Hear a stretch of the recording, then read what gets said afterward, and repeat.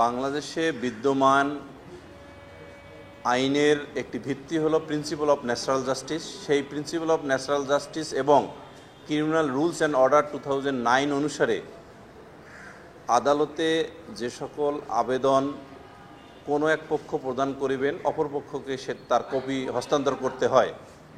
আমরা গত 3টি ধার্য তারিখে প্রসিকিউশন পক্ষে সময়ের আবেদন দিয়েছেন সাক্ষী উপস্থাপনের জন্য। যদিও সেই আইন অনুসারে আমরা কপি পাইনি, তারপরও আমরা দেখলাম যে সাক্ষী উপস্থিত হয়নি।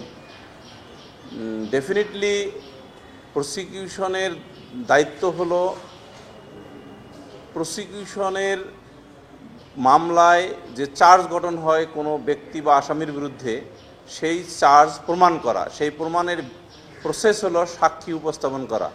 তো সেই সাক্ষী যখন গত 3টি ধার্য তারিখে উপস্থিত হয়নি, আমরা সেই সময়ের আবেদন সরাসরি না পেলেও এবং কারণ জানতে না পাইলেও ইহা প্রতীয়মান হয় যে প্রসিকিউশনের ব্যর্থতার কারণে এই সাক্ষী উপস্থাপিত হয়নি আদালতে।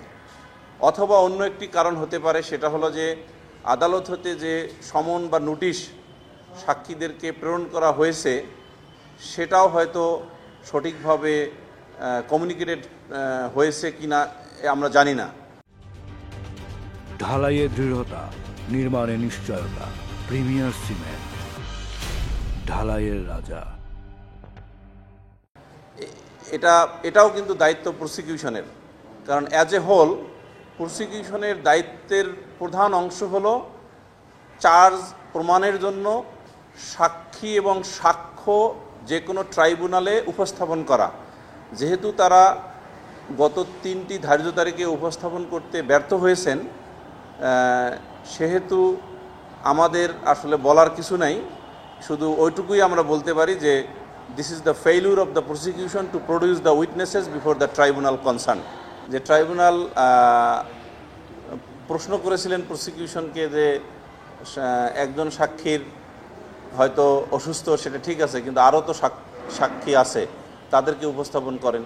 এটাও কিন্তু মানে ট্রাইব্যুনালের সংশ্লিষ্ট সেই প্রশ্নের উদ্দেশ্যই ছিল প্রসিকিউশনকে তাদের যে সাক্ষ্য উপস্থাপনের যে দায়বদ্ধতা সেটা কমপ্লাই করা।